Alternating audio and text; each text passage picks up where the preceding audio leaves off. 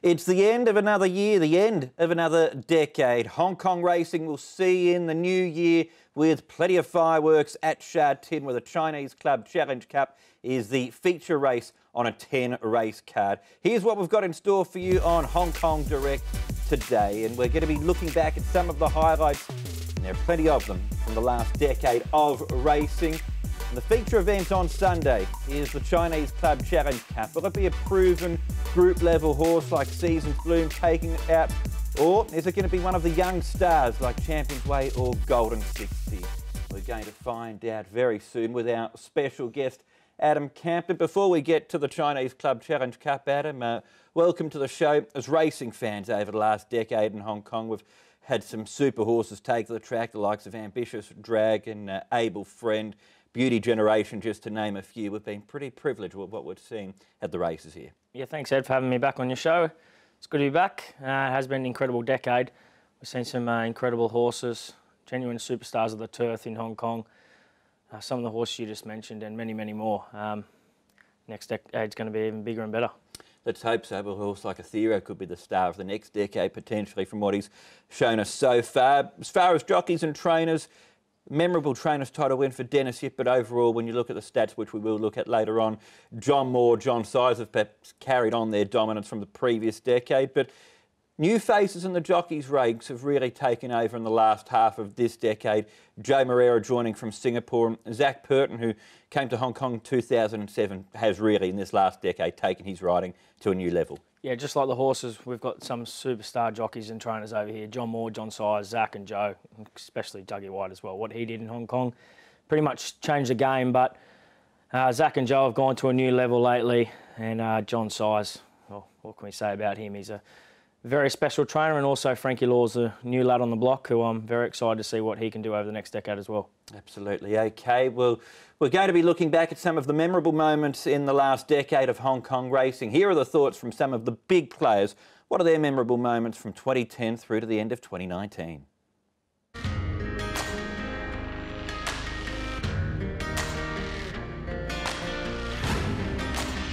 Hi, I'm Zach Purton, and my race of the decade is Ambitious Dragon winning the International Mile. We got beat in the lead-up by Glorious Days, and Douglas White were able to make amends in the mile in what was a great rivalry between Douglas and myself. Ambitious Dragon down the outside, and Packing Bees goes with him as Glorious Day surges to the lead from Gordon Lord Byron. Ambitious Dragon pulling back the margin. He's coming, the Dragon. Glorious Day's being tackled by Ambitious Dragon, and the horse of the year, Ambitious Dragon, passed all the vet tests to run, and Ambitious Dragon wins it for Zach Purton. Soft spot for Able Friend. I know Beauty Generations has done practically the same as what Able Friend did, but buying Able Friend as a yearling at the English sales and nurturing him right through to the leading miler on the planet was really something special. He could be ridden back and had a devastating turn of foot, whereby, if we're going to compare him to Beauty Generation, he tends to be a little bit of a one-trick pony. But Able Friend, you could ride him anywhere. Now Able Friend with the last shot at them, and Big Red is starting to lengthen. All 1,300 pounds of him, and away he goes. Able Friend from last has put pay to them quickly. Gold Fund resiliently battling on for second, but Able Friend bolts up for Joe Moreira.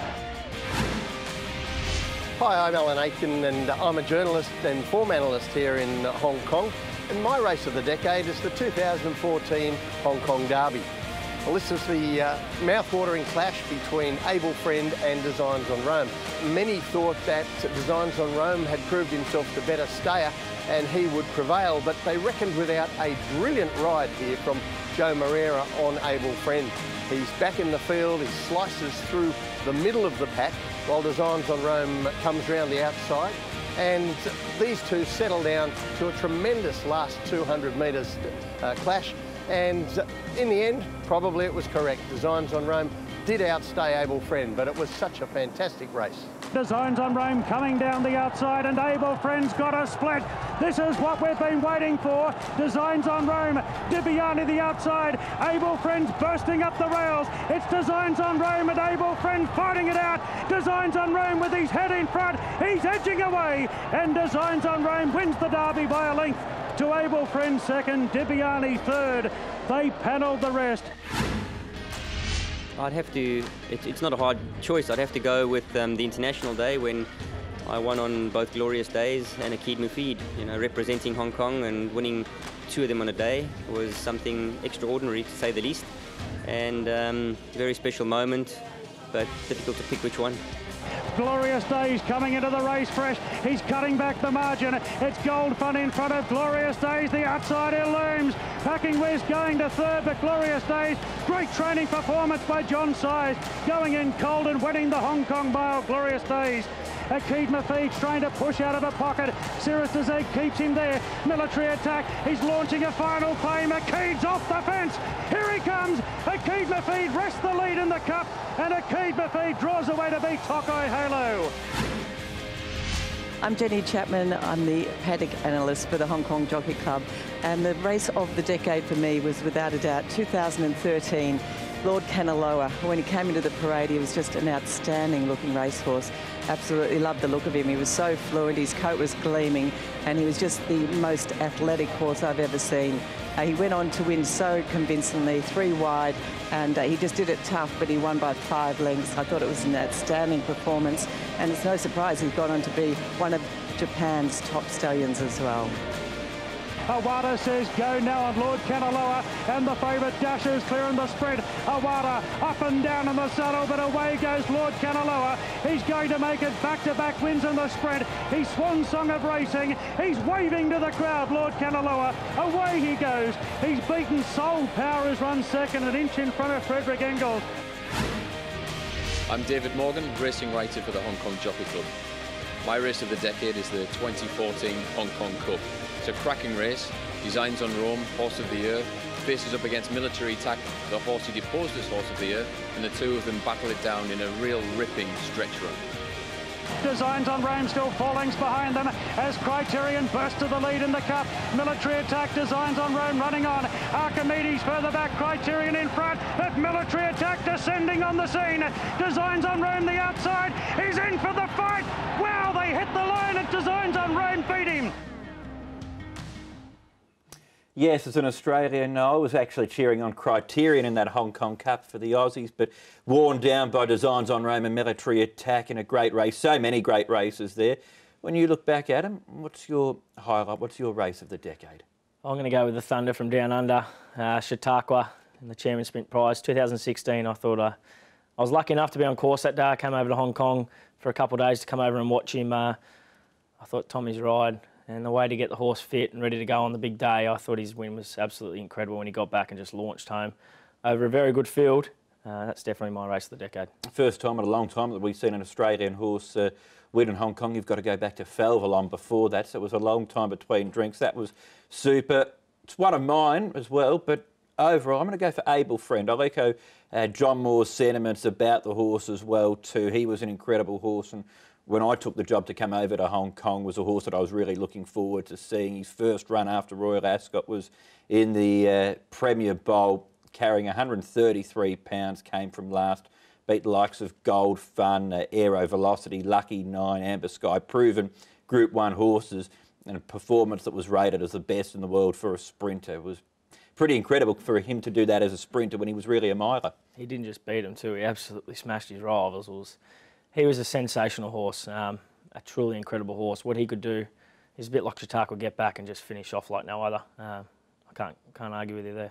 No, they were two great races for sure. Let's have a look at who are the jockeys and trainers of the last decade. And Zach Purton is the jockey of the decade from 2010 to the end of 2019 with 984 wins, including big races like we saw on Ambitious Dragon, Beauty Generation, Exultant, just to name a few others, as well as 3 jockeys titles. He ended the reign of Douglas White. Joe Moreira has been here since the latter part of 2013, and in that time, 857 winners for him. Douglas White, the start of the decade was the final few years of the Durban Demon dominance. Then it became the Joe and Zach show. But when you look at those statistics, first of all, the winners for Zach Purton, incredible.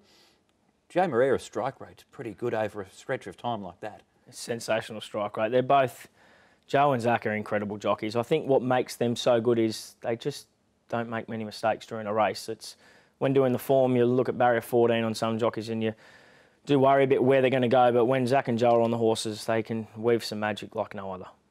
What about the trainers then? Who's really stood out over the last decade?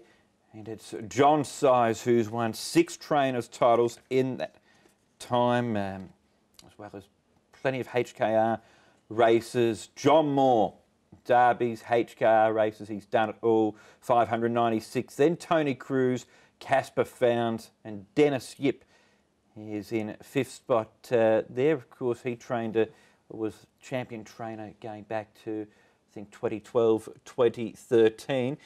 That's the last decade, but when you look at the next decade, Frankie Law, you would imagine, will be in those sort of statistics. David Hayes rejoins the training ranks. It is a time of change in the training side of things here in Hong Kong. Definitely times are changing. Change is good. Frankie's proven over the last couple of seasons that he's definitely a very, very smart operator. He's a good horseman, and it looks like his stable is a very well-oiled machine. It just runs smoothly. So what are we going to look for in the next decade then as far as the jockeys and trainers go? Because I'd be surprised if we're sitting down in 2029 and talking about Joe Moreira and Zach Purton still riding. We've seen in that graphic Douglas White isn't riding anymore. We know that this is the end of John Moore's training career in Hong Kong. Trainers getting older, jockeys are getting older. Who are the young stars that we're going to be looking forward to and talking about in the next 10 years? Exactly right. I don't think Joe and Zach will be here for that long, but we've got the likes of Karras. I don't know how long Karras wants to ride for, but he's seasoned. He's just getting better and better as a rider. I think it's an opportunity for a young rider to say, OK, let's go to the next level now. A bloke like Chad Schofield, a very talented rider, has just been hovering around the same mark for the last few seasons, but I think if he gets more opportunities, he could be a top-class rider over here. OK, I hope that in 10 years we can sit down and have a chat about these things as well too. That seems a long time away though. In the more immediate future, we've got the Group 3 Chinese Club Challenge Cup to look forward to. That's what we'll be previewing on the other side of the break here on Hong Kong Direct. Don't go anywhere. It's promising to be a terrific race, a clash of the generations.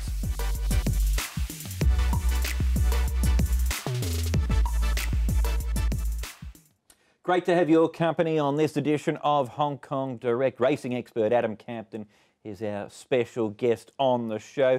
Adam, just before we get on to Wednesday's meeting, let's look back at Sunday afternoon at Sha Tin. Final group race for the calendar year was the Bohemia Sprint Trophy, and big party. He's always looked a promising horse. He got his biggest win in the race. A very, very exciting horse. He has had his issues. Hopefully those issues are behind him, because on his day when he produced his best, I think he's definitely a Group 1 horse. He showed that yesterday in the Group 3 that he's probably back to his best. I do like him as a horse when he's ridden a little bit more quiet, sit behind the speed. He just bullocks out. He's a big, strong grey horse. And once he got out, it was all over. It was a very, very impressive performance. Well, we heard from Frankie Law in the lead-up saying that he's a horse that's best with cover. So you can see Grant Van Niekerk got the pickup ride with Joe Moreira indisposed due to the flu. Riding him that way, Premier, big-time baby leading. This was the perfect sort of race setup, wasn't it? Perfect. Thanks Forever was in a little bit of trouble under the pump, so he could push out here, he gets a split. Once Grant got out, it was pretty much all over. I do think the track helped him, a little bit of a chop out, but he barely touches him. He gives him a nice pat over the line. It was a very, very good performance. I just hope he stays sound the horse and continues on his winning ways, because I think he's very, very good. Yeah, there was a degree of arrogance with that sort of win. Yep. With respect to the opposition, they're not the A-grade sprinters though. How do you think he would measure up if he was to go to a race like the Centenary Sprint Cup and take on the Beat the Clocks, Mr. Stunning, so potentially a horse like a Thero at Group 1 level? I don't think he's in a Thero or a Beat the Clock just yet, or a Hot King Prawn. it would come down to a draw with him. I think if he could posse just behind a quick speed, I think he's going to finish off very strongly. He definitely deserves his crack into Group 1 because the ability is there.